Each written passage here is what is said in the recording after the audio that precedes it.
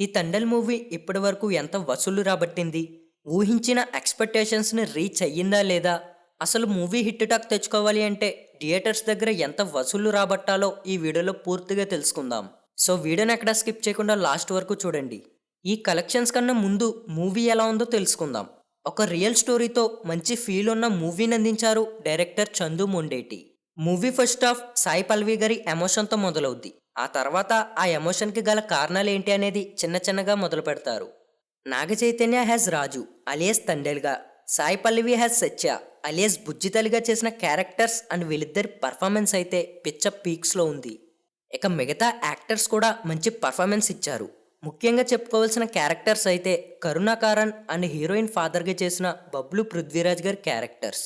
Animal మూవీలో ఈయన ఎలా చూసామో దానికి క్వైట్ ఆపోజిట్కి ఈ మూవీలో చూసాం. ఇక ఈ మూవీ సెకండ్ హాఫ్ విషయానికి వస్తే మ్యాక్సిమం చాలా మంది స్టోరీలో లీనమైపోతారు. అంతా హైప్తో ఉంటుంది సెకండ్ హాఫ్.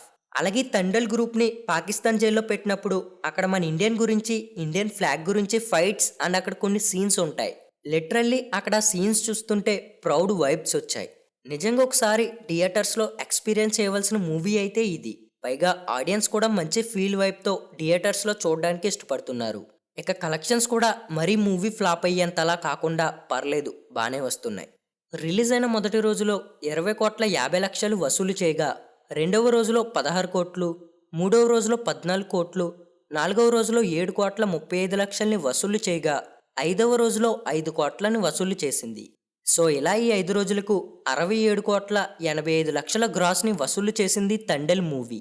ఇక ఎలా రోజువారీ కలెక్షన్స్ తెలుసుకోవాలి అంటే ఛానల్ని వెంటనే సబ్స్క్రైబ్ చేసుకుని పక్కనున్న బెల్ నోటిఫికేషన్ ఆల్లో పెట్టుకుని రెడీగా ఉండండి. నెక్స్ట్ వీడియోతో మళ్ళీ కలుద్దాం. Thank you.